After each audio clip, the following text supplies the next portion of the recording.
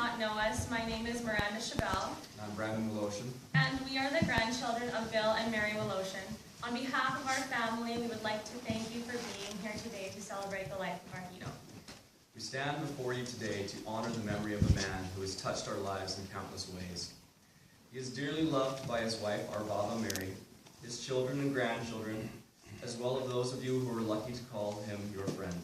We are proud to share with you the story of Bill Woloshyn, a man whose values of hard work, family, community, and a life well lived will carry on with us in our hearts forever. Bill Woloshyn was born on September 15, 1932, to John and Maria Woloshyn on a family farm northwest of Kuroki. At a very young age, Bill developed a love for the farm and began farming with his dad and brother Tony. God and church were very important to the family, and on a Sunday morning church service in Wadena, Gido made a connection with a cute young nurse's aide from Boston. Before long, Gido was picking Baba up in his parents' car to take her on their first date to a dance at the Wadena Legion Center. Finally, one summer night, Baba asked Gido to marry her.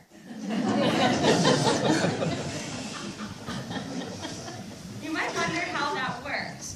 They were at a car bingo when Gido said, "Well, we've been dating for a while. What's your idea about getting married?" To which she replied, "Oh, you would marry me?" And he said yes. On July 16, 1957, Bill married Mary Chorney, and shortly after, but certainly not before, they started their family on Gido's family farm. The farm provided many important life lessons for the children. Gido's attention to the animals in his care taught the value of selflessness and hard work.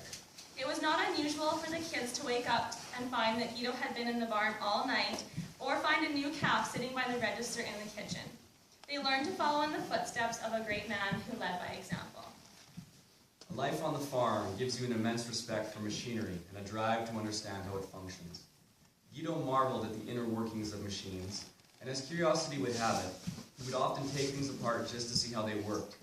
Fortunately, he was also skilled enough to reassemble them back to working condition. He had the ability to see beauty and potential in many things. On one such occasion, he returned from an auction sale with the remnants of a parlor wood heater. He carefully disassembled what remained, crafted the necessary pieces and panels, reassembled it, and painted it. Upon completion, he fired it up to see that it still worked, and after cleaning the ashes out, he promptly put it into storage. I'm sure he knew he'd never make use of it. I think he just wanted to spare it from becoming scrap metal. He commonly said, "Always leave it better than you found it," a value that we hold true every day. In addition to brightening up the old and weary, Gido also used his talents and creativity to bring new visions to life. He worked on projects such as upgrading and modifying the family home and farm equipment, as well as fabricating implements for his quad, such as a cultivator, harrows, and a trailer. As grandchildren, we were grateful for this skill, as we fondly remember many scenic quad rides touring around the farm in that blue trailer. However, he did not only create for the purpose of work. He spent many hours in his woodshop using his hands to create beautiful toys for us. Gido designed and built elaborate doll houses complete with carpet, wallpaper, miniature furniture, and appliances. You wouldn't believe that the toilet was even carved by hand. I was always proud to have such a beautiful, intricate house for my dolls to live in. And my dolls too. Gido's grandsons were spoiled as well. We always had toys that were made with the highest standards of craftsmanship and fabricated with the most realistic details, like our cherished train set. Leading by example, Gido taught us the value of working hard to produce our best work. Gido's work extended beyond the farm, as he was a loyal and industrious member of many community groups, including the St. Peter and Paul Ukrainian Catholic Church, the Kuroki Community Club, the Kuroki Wheat Pool Committee, the Kuroki School Board, and the Kuroki Rural Telephone Company. To him, community was more than where you lived. It was how you lived with the people around you. The faces that we see here today are a testament to how important the relationships that he forged with others were to him and to the community. His service to others was an important part of how he viewed himself. This is exemplified in the statement he always made: "Be sure that you can look that man in the eye when you look into the mirror every morning." As a true farmer, Gido knew that community extended beyond people, and he had an unspoken dedication to conservation as well. He was involved in the Kuroki Wildlife Federation and the Van Patten Pike Rearing Project project which is still on family land today. The dedication to wildlife conservation knew no bounds. Baba recalls a time when bending over for Gido caused him pain due to his knees, yet he helped a very pregnant mother jack over the breakwater to ensure that she could spawn in the neighboring stream. As we worked on this eulogy, we came across an album of Gido's pipe project. In there, we found a clipping from an old newspaper that he had saved titled My Creed, which perfectly exemplifies all of the values that Gido has passed on to us through his everyday words and deeds. My creed: to live as gently as I can, to be, no matter where, a man, to take what comes of good or ill, and cling to faith and honor still, to do my best and let that stand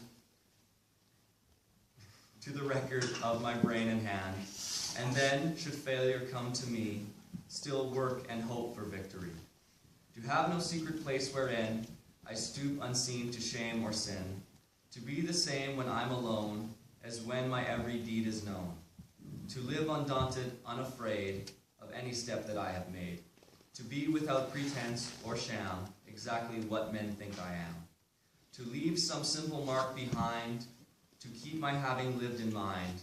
If enmity I ought to show, to be an honest, generous foe, to play my little part nor whine, the greater honors are not mine. This, I believe, is all I need for my philosophy and creed. Gido taught us how to live a full life, balancing work, responsibility, and play.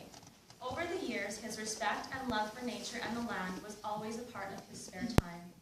This taught us the importance of finding your peace wherever it may be. If he wasn't driving around and checking the crops, he was checking the creek or doing a bit of target practice with the kids on crop invading gophers. One day, Gido received a fishing rod, reel, some hooks, and a tackle box. Little did anyone know fishing was to become one of his favorite pastimes and a passion he would share with many.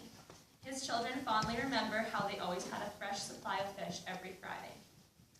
In the summer of 1996, Bob and Gido decided it was time to start planning their retirement, and they built a new home in Wadena. They moved to Wadena that October and were so very proud of their new home. Even though through his retirement, Gido's love for the farm was evident as he drove from Wadena to the farm to work with my dad Gordon every single day, spring through fall. Thinking back to this time, one of my favorite memories is bringing Baba's delicious suppers to those hardworking farmers and eating dinner with them in the fields. Gido's life changed after he suffered a stroke on November 5th, 2005. After surgery and a brief hospital stay, he was able to come home but farmed no longer. Later in 2009, when Gido's knees and the toll of the stroke made living at home very difficult, he became a resident of the Pleasant View Care Home in Wadena. It was at this time that we got to witness the true meaning of love and dedication as we saw Baba stand by Gido's side. She was always present to advocate for his needs, make sure he continued to be well fed, bring him a shot every now and then, and always hold his hand, say prayers, and kiss him goodnight. Even though his mind came and went, his eyes never failed to light up when we bugged him about that good-looking girl who was coming to visit him every day. Gido resided at the Pleasant View Care Home until his passing away on March 24th, 2014. As proud grandchildren, children, and friends, we have all been blessed with the wonderful memories and family traditions that will live on and be passed down for years to come.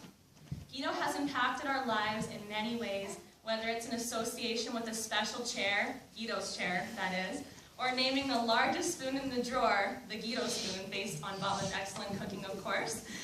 How lucky were we to have something that makes saying goodbye so hard. Thank you all so much for coming together to share this day with us. Your presence is sincerely appreciated by our family. Please join us in celebrating our Gido's life, and remember,